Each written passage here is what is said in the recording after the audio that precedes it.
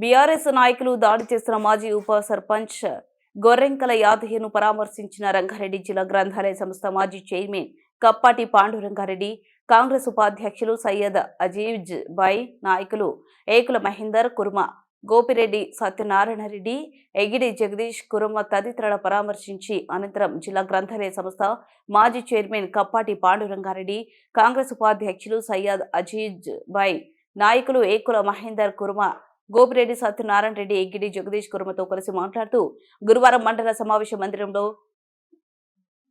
కళ్యాణ లక్ష్మి చెక్కులు పంపిణీ కార్యక్రమంలో భాగంగా శాసనసభ్యురాలు సబితా ఇంద్రారెడ్డి లబ్ధిదారులకు చెక్కులు పంపిణీ చేస్తూ ప్రభుత్వం అసత్య ఆరోపణలు చేయడాన్ని సహించని గూడూరు మాజీ ఎంపీటీసీ సభ్యులు ఉప సర్పంచ్ గొర్రెంకల యాదయ్య సబితా ఇంద్రారెడ్డిని 9 సంవత్సరాల అధికారంలో ఉండి అనేక హామీలు నెరవేర్చకపోగా ఆర్థిక విధ్వంసాన్ని చేసి లక్ష రూపాయల అప్పులు చేసి మళ్లీ ప్రభుత్వాన్ని నిందించడం తగదు అని అనడంతో సబితా ఇంద్రారెడ్డి అనుచరులు బీఆర్ఎస్ నాయకులు దాడి చేయడం హేయమైన చర్య అని అన్నారు.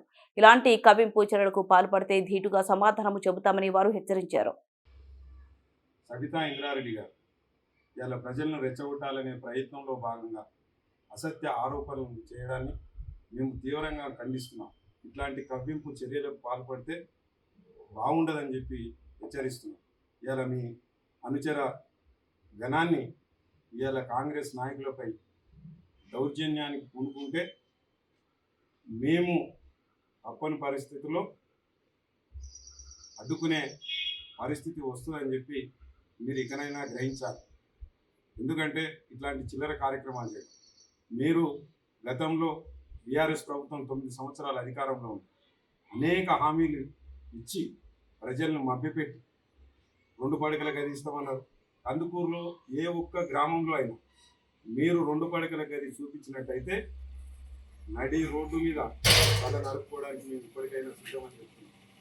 సబితా ఇంద్రారెడ్డి గారు ఈ నియోజకవర్గం మీద మీకు అంత ప్రేమ ఉన్నట్టయితే ఈ పక్కనే ఉన్న ప్రవర్ గ్రిడ్ను తెచ్చి అనేక మంది వ్యవసాయదారుల నోట్లు మట్టి కొట్టిన మాట అవాస్తవమా ఒకసారి ఇక్కడ రైతులకు వచ్చి చెప్పాలని చెప్పి మేము సబితా ఇంద్రారెడ్డి గారికి చూసి నిజంగా ఇంటికో ఉద్యోగం అని చెప్పింది మీరు. అధికారంలో తెలంగాణ రాష్ట్రం ఏర్పడ్డ తర్వాత అధికారంలోకి వస్తే మొట్టమొదటి దళిత ముఖ్యమంత్రిని చేస్తామని చెప్పింది మీ ముఖ్యమంత్రి కాదా ఒకసారి గ్రహించాలని చెప్పి సబితా ఇంద్రారెడ్డి. ఎందుకు మీకు నోరు రాలేదా? 6 నెలల్లో ఇస్తామన్నా, 100 రోజుల్లో ఇస్తామన్నా రేవంత్ రెడ్డి తులం బంగారం ఇస్తలేరని చెప్తున్నా నువ్వు. మరి మీ ముఖ్యమంత్రి అధికారంలోకి వచ్చిన తెలంగాణలో మొట్టమొదటి ముఖ్యమంత్రి దళిత ముఖ్యమంత్రి చెప్పింది అవాస్తవమా?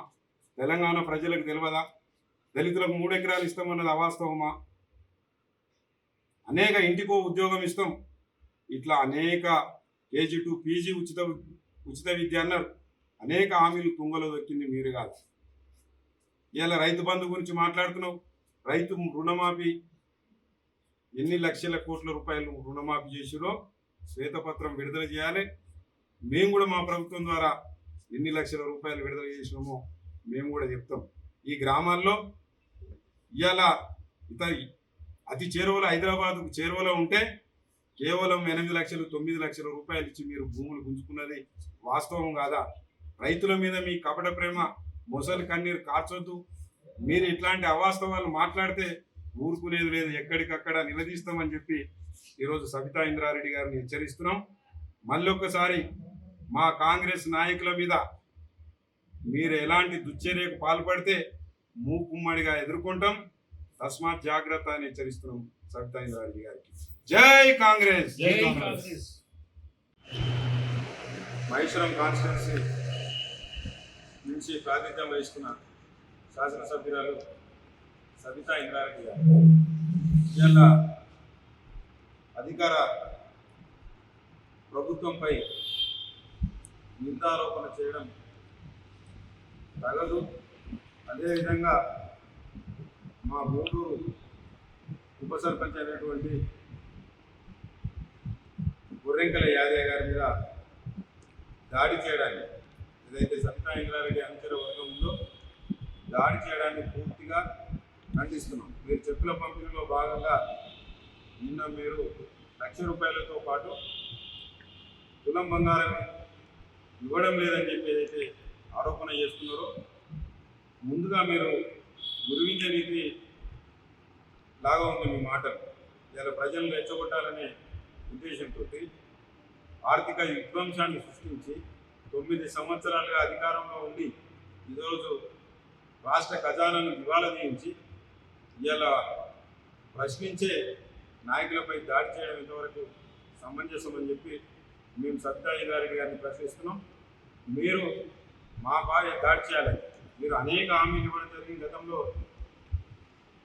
అధికారంలో రాకముందు కేసీఆర్ గారు అధికారంలోకి వచ్చిన వెంబడే దళిత మొదటి ముఖ్యమంత్రి అని చెప్పిన మాట అవాస్తవం ఒకసారి మీరు గ్రహించాలి. మీరు అనేక వేదికల మీద కేసీఆర్ గారు తల నరుక్కుంటా అని చెప్పి దళిత ముఖ్యమంత్రిని చేయకుంటే అని చెప్పి మీరు ఎన్నిసార్లు తల నరుక్కుంటావు కేసీఆర్ అని చెప్పి అన్న మాట మర్చినట్టు ఈరోజు కందుకూరు మండలానికి ఏ ఒక్క గ్రామంలో కూడా 2 పడకల గది ఇవ్వని మాట నిజం కాదా అని చెప్పి మేము ప్రశ్నిస్తున్నాం.